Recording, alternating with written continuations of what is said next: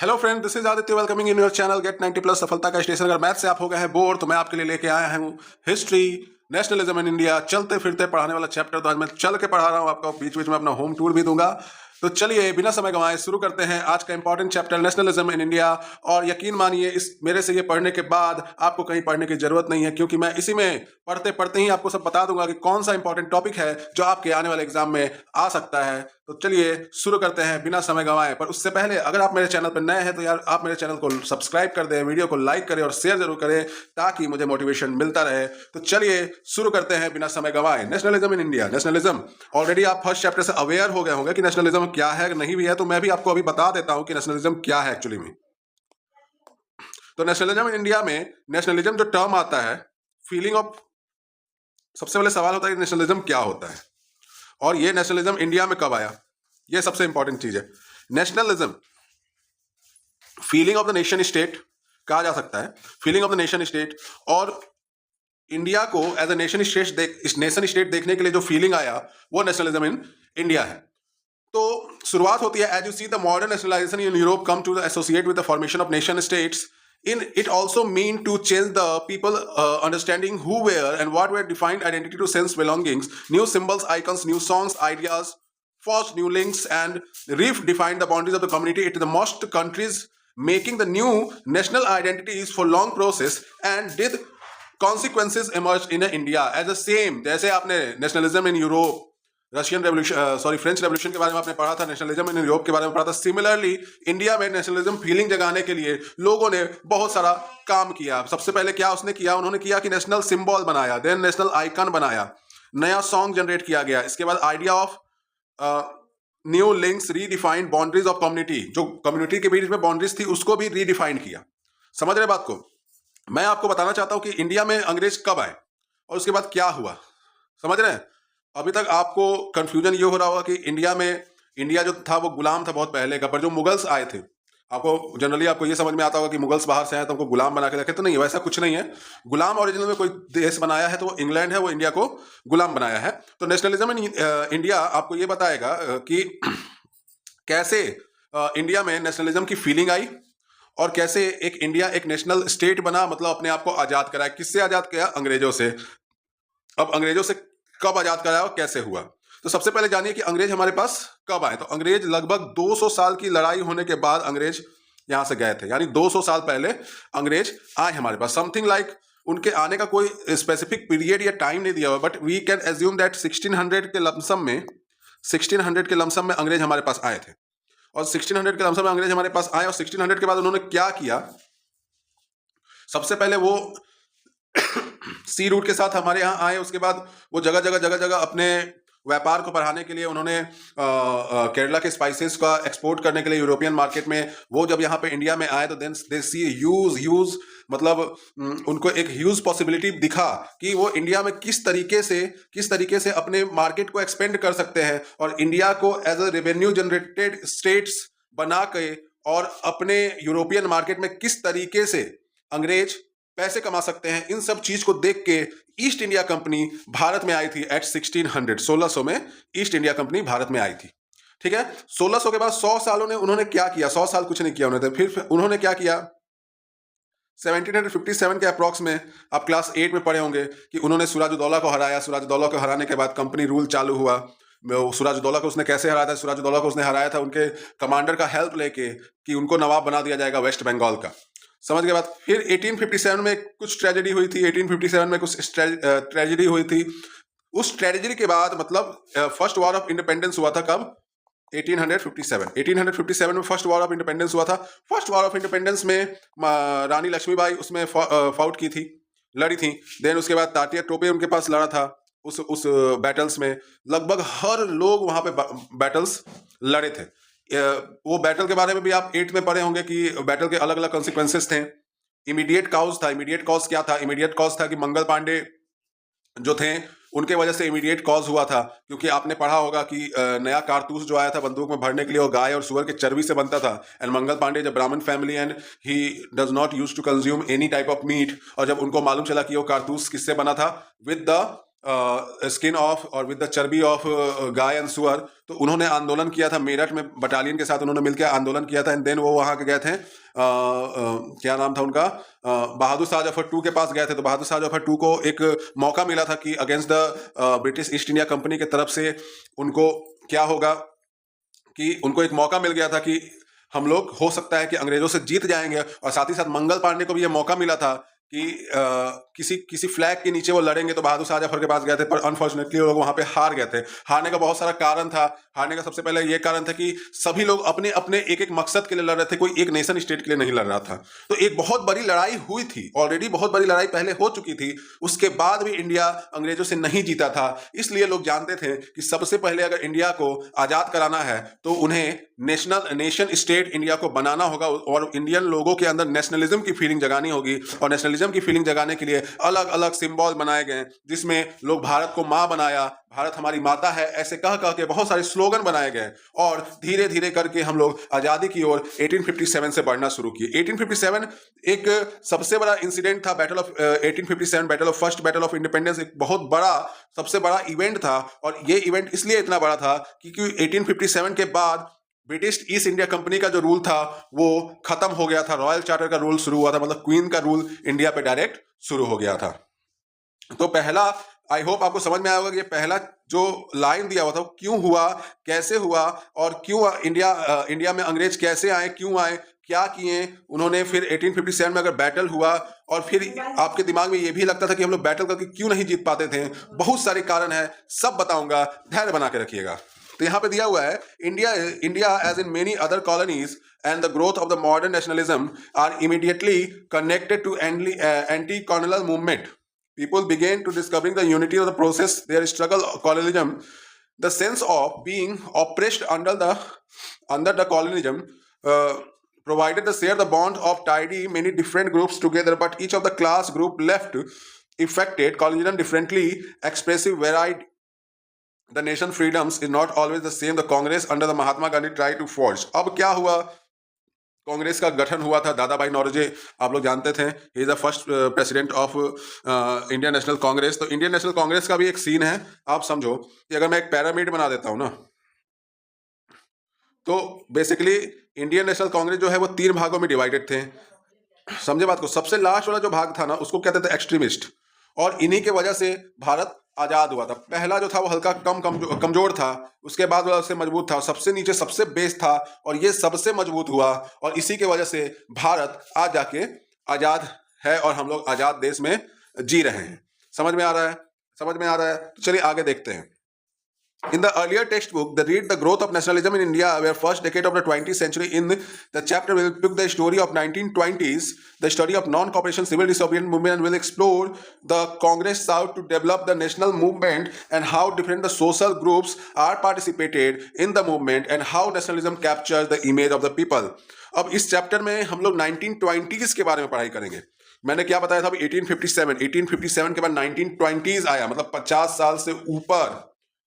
1857 के इंसिडेंट के 50 से 60 साल के बाद क्या हुआ, 1920s यानी 1920 ईस्वी के बाद क्या हुआ, मतलब 1920 ईस्वी में क्या हुआ, मतलब 1920, 21, 22, 23 से करते 1947 तक क्या हुआ, उसके बारे में हम लोग पढ़ेंगे। और इसी हिस्ट्री को हम लोग मॉडर्न इंडियन हिस्ट्री कहते हैं। तो चलिए पढ़ते हैं क्या हुआ। 2 सबसे बड़े मूवमेंट हुए थे, एक नॉन कॉपरेशन मूवमेंट हुआ था, एक सिविल डिसोबीडियंट मूवमेंट हुआ था। फर्स्ट वर्ल्ड वॉर, खिलाफत movement and non cooperation movement.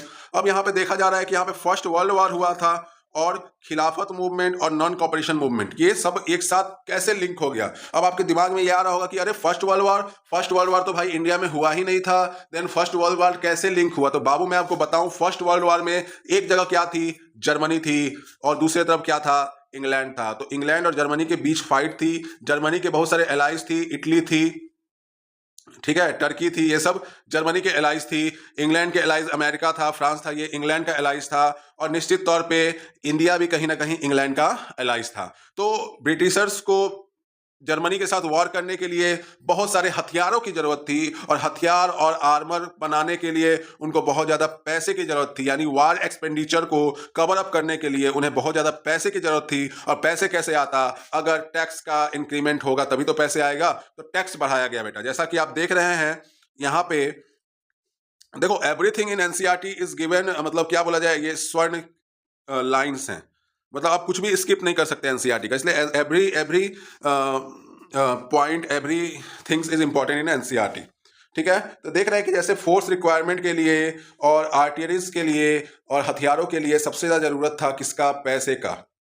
ठीक है, तो एक्सपेंडिचर के लिए क्या बढ़ाया? लैंड बढ़ाया। उसके बाद फोर्स रिक्वायरमेंट के लिए villagers were call up upon the supply soldier for force requirement. अब वो लोग क्या करते थे? अब क्योंकि वर्ल्ड वार में बहुत सारे लोग मरे थे, बहुत सारे लोग मरे थे, और वर्ल्ड वार में अगर आपको लग रहा है कि सिर्फ इंग्लैंड के लोग मरे होंगे, तो ऐसा कुछ नहीं था दोस्तों। इंग्लैंड की कॉलोनी जहां जहां थी वहां वहां के लोगों को पकड़ के वो लोग जबरदस्ती फोर्स में रिक्वायरमेंट देते थे और उन्हें जंग पे भेजते थे। समझ में आ रहा है? Then 1918 to 1919 and 1920 to 21 crop fail in many part of India. अब ये एक तो वॉर, दूसरा क्या हुआ कि पूरे के पूरे देश में, भारत देश में हर जगह जो भी खेती थी वो सब खत्म होने लगी। क्रॉप फेलियर हो गया। The combined by influenza epidemics according to the census 1921 12 to 13 million people was famines and epidemics। मतलब कहा जाता है कि 1921 से 12 से 13 मिलियन पीपल्स जो थे वो लगभग समाप्ति के कगार पे आ गए थे। बहुत सारे लोग मरे थे। The people hope that their hardships were end after the war but didn't so happened. At the stage of new leader appeared suggested a new mode of struggle. अब लोगों को ये लगा कि चलो वॉर खत्म हो जाएगा तो कहीं ना कहीं हम लोग अच्छे से जी पाएंगे, हमारी रास्ता अच्छा सा क्लियर होगा, बट वैसा कुछ नहीं हुआ। अब आइडिया ऑफ सत्याग्रह, अगर मैं बात करूं सत्याग्रह क्या है, तो सत्य के लिए आग्रह होता है बेटा, मतलब ट्रूथ के लिए आग्रह। समझ रहे बात को? It is a type of non violence practice done by the Mahatma Gandhi. और यकीन मानिए महात्मा गांधी को लोग सब क्या क्या नहीं कहते हैं, बट अगर सही में वो नहीं रहते हैं तो it is quite impossible to find freedom from Britishers. एक महात्मा गांधी थे, इसके अलावा सुभाष चंद्र बोस थे, वो अलग ढंग से लड़ रहे थे, महात्मा गांधी अलग ढंग से लड़ रहे थे। दोनों लोगों के बीच की जो अंडरस्टैंडिंग थी वो गजब थी। ऐसा मत सोचिए कि महात्मा गांधी को सुभाष चंद्र बोस पसंद नहीं थे या सुभाष चंद्र बोस को महात्मा गांधी पसंद नहीं थे।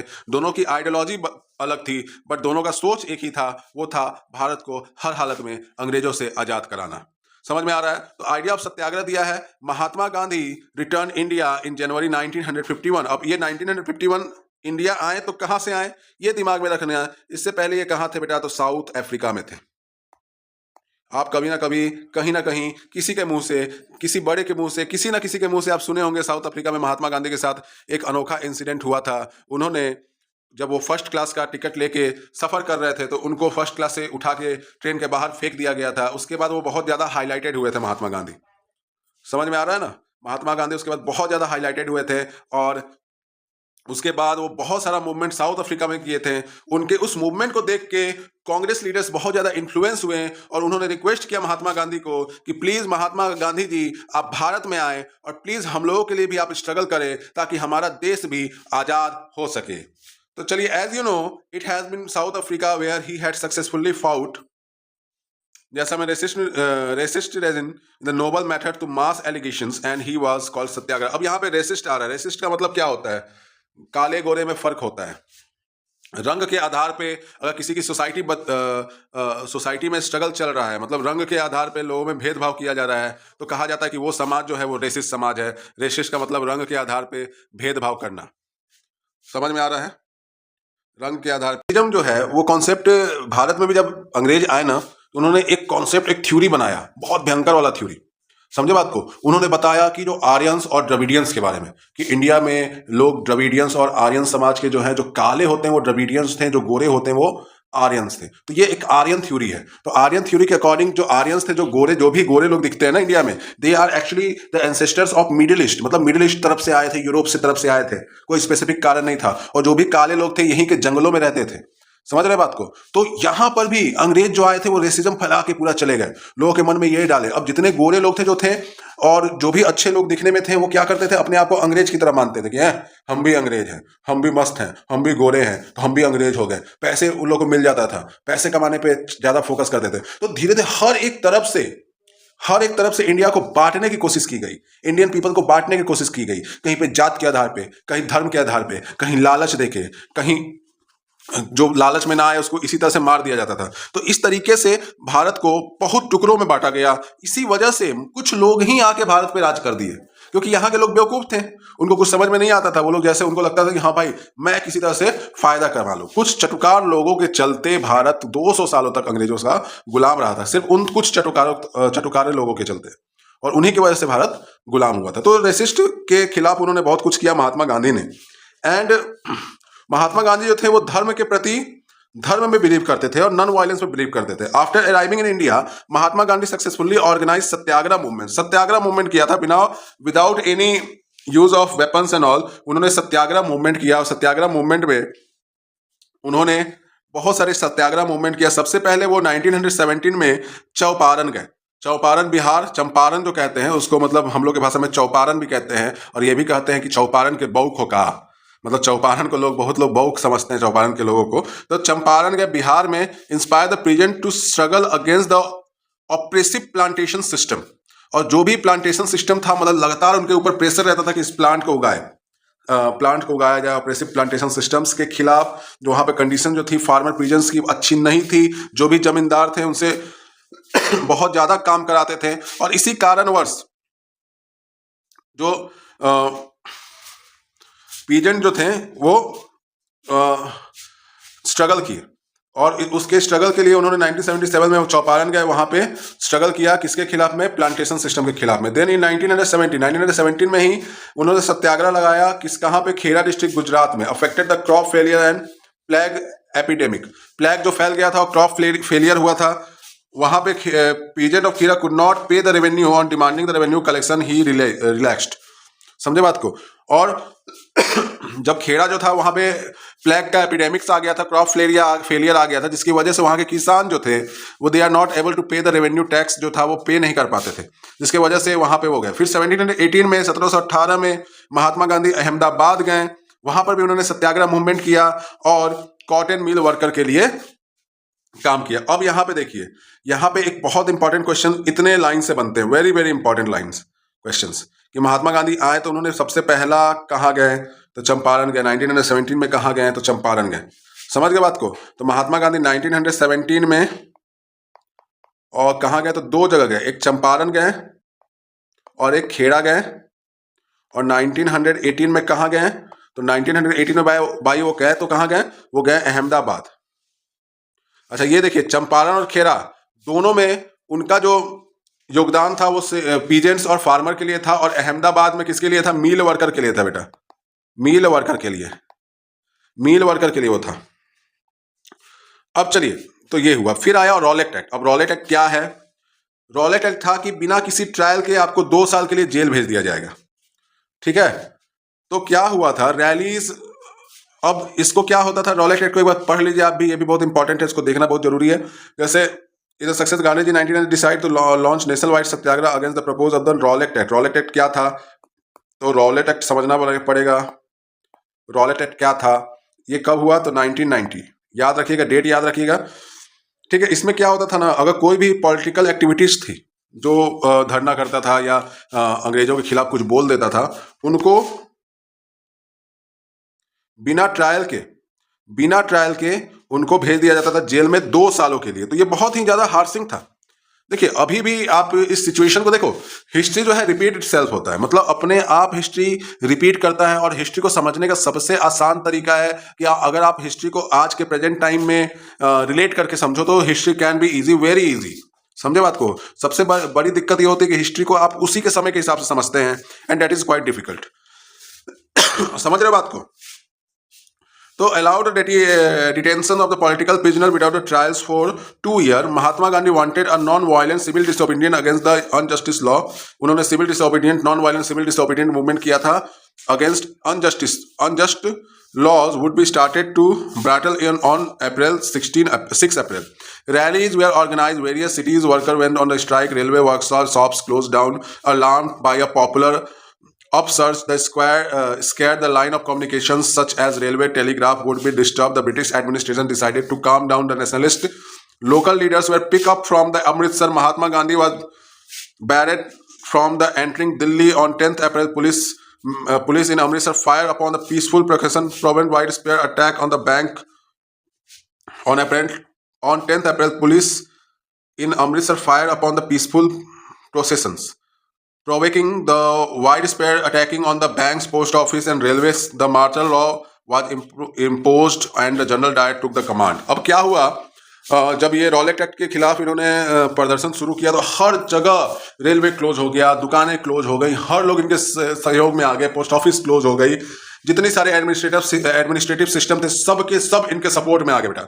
और जब इनके सपोर्ट में आ गए तो बहुत सारा दिक्कत हुआ। उसी में पीसफुल तरीके से लोग बैठे हुए थे अमृतसर में, तो वहां पे फायर कर दिया गया अप्रैल 10th अप्रैल में उन्होंने लॉन्च हो गया। अब 10th अप्रैल ये बहुत इंपॉर्टेंट है डेट, इसको भी याद रखिएगा। उसके बाद मार्शल लॉ आया। अब मार्शल लॉ बहुत इंपॉर्टेंट है, very very important. Martial law के चलते क्या हुआ आप देखिएगा, कितना खतरनाक चीज हुआ मार्शल लॉ की वजह से, आप उसको भी देखिएगा। अब मार्शल लॉ के बाद General Dyer took the command, martial law imposed हुआ। क्यों इम्पोज्ड हुआ मार्शल लॉ, ये भी इंपॉर्टेंट है, क्योंकि पूरे के पूरे पब्लिक गुस्सा होके, किस लिए गुस्सा हुआ था, क्योंकि महात्मा गांधी को तो एक तो दिल्ली में एंटर नहीं करने मिल रहा था, बैरिकेड लगा दिया गया था। उसके अलावा पोस्ट ऑफिस बैंक पे लोग ने अटैक कर दिया। क्यों अटैक कर दिया, क्योंकि पीसफुल लोगों के ऊपर ब्रिटिशर्स ने क्या किया, हमला कर दिया। जब हमला कर दिया पीसफुल लोगों के ऊपर तो जनरल डायर को मार्शल लॉ इम्पोज करना पड़ा और जनरल डायर कमांड लिए। पर on April 13 in famous Jallianwala Bagh incident took place. और सबसे ज्यादा हिलाने वाला आज तक, अगर आप उस जलियांवाला बाग का सीन अगर कोई मूवीज में अगर आप देखेंगे तो आपका दिल दहल जाएगा। अप्रैल 13 का समय था। On the large crowd gather enclose in the ground of Jallianwala Bagh, some came to protest against the government new repressive measures, other had to attend the annual Baisakhi fair. Jallianwala Bagh में बैसाखी का मेला लगा हुआ था। काफी बच्चे, बच्चियां, बुजुर्ग, महिलाएं, पुरुष सब लोग आए थे बैसाखी का मेला देखने के लिए। बस उस मेले में कुछ लोग पहुंच गए थे ब्रिटिश गवर्नमेंट के खिलाफ आंदोलन करने के लिए। Beginning outside the city, many villagers unaware the martial law martial law के बारे में कोई नहीं जानता था। Dyer entered the area, block the exit and open the fire on the crowd, killing the 100। His objects were declared later was to produce moral effect to create in the mind of satyagrahis feeling terrors and away। और general Dyer तुरंत जलियांवाला बाग में घुस जाते हैं and then उन्होंने gate को close कर देनी है। उसके बाद उन्होंने अटैक कर देनी है। सारे के सारे लोगों को उन्होंने मार दिया। कितने सारे लोगों का पीठ में गोली लगा। गोली से बचने के लिए कितने सारे लोग कुआं में कूद के मर गए, कुआं में लिटरली कूद के मर गए। इतना भयावह स्थिति था। और ये सिर्फ और सिर्फ सत्याग्रहियों के मन में डर भरने के लिए ऐसा काम किया गया था। As the new Jallianwala Bagh spread, the crowd took the streets in many northern towns. There were strikes, clashed with the people, attack on the government building. The government reopened with the brutal repressions, humiliating the terrorized the people. Satyagrahi were forced to rub their nose on the ground, crawl the street, do salam, salute to all the sahib. People wear flows, villages were bombed, and seen the violent spreads of the Mahatma Gandhi call of the movement. While the Rolex Satyagraha, the widespread movement, it was limited mostly crisis of the town. The Mahatma Gandhi now failed to need the launch of the board-based movement of India. अब सब चीज बहुत दिक्कत होने लगी। जैसे ही जलियांवाला बाग कांड हुआ सभी लोग रोड पे निकलने लगे, बिल्डिंग को तोड़ने वाले लगे। पर वो सब सत्याग्रही जो थे वो पकड़े गए। पकड़ने के बाद उन्होंने क्या किया, उनका सरेंडर करवाया गया और उनसे नाक रगड़वाई गई। हमेशा बोला गया कि जब भी साहब जाएंगे तो उनको सलाम करना है। ऐसा हुआ। अब महात्मा गांधी के दिमाग में और एक बहुत बड़ा प्लान पनप रहा था। वो प्लान था खिलाफत मूवमेंट का। वो क्या था, सबसे बड़ा डाइवर्जन या कह सकते हैं विभाजन जो था मेंटेलिटी का था, वो मुस्लिम और हिंदू की थी। महात्मा गांधी के दिमाग में ये था कि किस तरह से ये दोनों के दोनों मुस्लिम और हिंदू एक हो जाएंगे। और जिस दिन मुस्लिम और हिंदू एक हो जाएंगे अंग्रेज डिवाइड एंड रूल का गेम नहीं खेल पाएंगे। तो खिलाफत इशू चल रहा था। जैसे फर्स्ट वर्ल्ड वॉर में जब टर्की जो था वो अंग्रेजों के खिलाफ था। किसके साथ था? जर्मनी के साथ था। मैंने बोला था ना कि हर एक वॉर कहीं ना कहीं ये जो वर्ल्ड वॉर जो था वो एक में कनेक्टेड है, भारत से वो बहुत ज़्यादा कनेक्टेड है। खिलाफत इशू और वर्ल्ड वॉर 2 के वजह से ही भारत से अंग्रेज भागे, नहीं तो नहीं भागे रहते।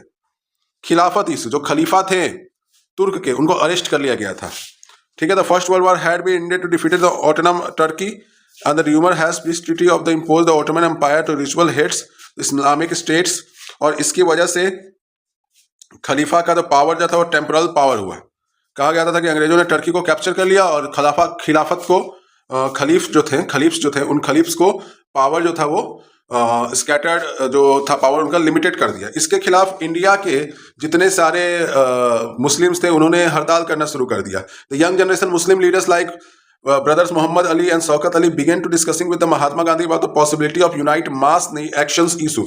Mahatma Gandhi saw this an opportunity to bring Muslim under the umbrella unified national movement. अब ये जब चीजें हुई तो महात्मा गांधी का दिमाग टनका बोले कि अरे यार, हिंदू और मुस्लिम को हम लोग एक कर सकते हैं, एक ही छाता के नीचे लाके एक बहुत बड़ा मास मूवमेंट निकाल सकते हैं जिससे अंग्रेजों की छक्के छूट सकती है। और then he convinced the other leader to start non cooperation movement in the support of Khilafat movement as well as for swaraj. Khilafat movement और को support of the Khilafat movement as well as for swaraj. अब नॉन कॉपरेशन मूवमेंट को launch कर दिया जो सीधे fair कर रहा था किसको? खिलाफत मूवमेंट को, और as well as Swaraj. Why non cooperation movement? अब नॉन कॉपरेशन मूवमेंट क्या था? अब in the famous book Hind Swaraj Mahatma Gandhi declared that the British rule was established in India with the non cooperation of Indians and survive only because of these corporations. If the all India refuses to cooperate, the British rule would be collapsed with the India in the year and Swaraj would come. अब non cooperation movement ही क्यों? Non cooperation movement आखिर में क्या है? Non cooperation का movement है कि किसी भी प्रकार से अंग्रेजों का सहायता नहीं करना, कॉपरेट नहीं करना। अंग्रेज हमारे पास आए थे, क्यों आए थे? अपने मन से आए थे, हमसे पूछ के तो नहीं आए। यहाँ पे राज क्यों किए? अपने मन से किए। हम लोग के मन से तो नहीं आए, पर फिर भी वो इतने दिन तक क्यों राज किए? मैंने आपको पहले ही बताया था, क्योंकि यहाँ के लोग उनको राज करने दिए। हम लोग उनको कॉपरेट किए, हर एक जगह हम लोग उनको कॉपरेट किए, हर एक जगह हम लोग अपने आप से कॉम्प्रोमाइज किए, और कॉपरेट और कॉम्प्रोमाइज करने के कारण ही आज अंग्रेज जो है हमारे सर पे चढ़ के नाचे और 200 साल हमारे ऊपर राज किए। तो महात्मा गांधी ने कहा कि हम नॉन कॉपरेशन करेंगे, मतलब इनको कॉपरेट ही नहीं करेंगे, कुछ भी नहीं करेंगे, ना इनका नाम लेंगे, ना इनका टाइटल लेंगे, ना ही इनकी नौकरी लेंगे, ना ही इनका सरकारी एजुकेशन लेंगे, ना ही इनके एजुकेशनल पॉलिसी को हम लोग अपना मानेंगे। बहुत सारी चीजें कराई गई। इनका वेस्टर्न कपड़ा हम लोग नहीं पहनेंगे।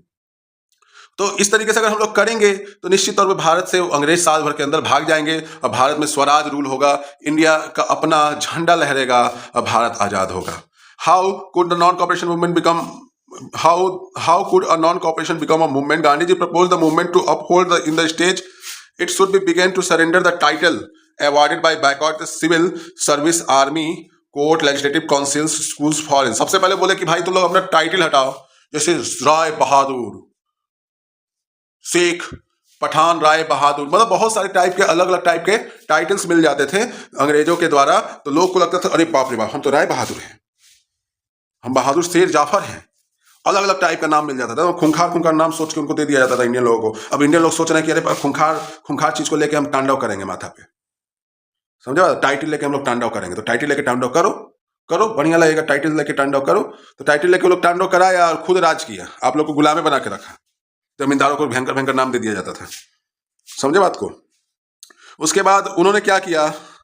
Army, police, court, legislative councils, foreign goods, इन सब का बाइकआउट किया। Full civil to civil campaign launch through the summer 1920। Mahatma Gandhi and Shaukat Ali executively mobilise the people to support the movement.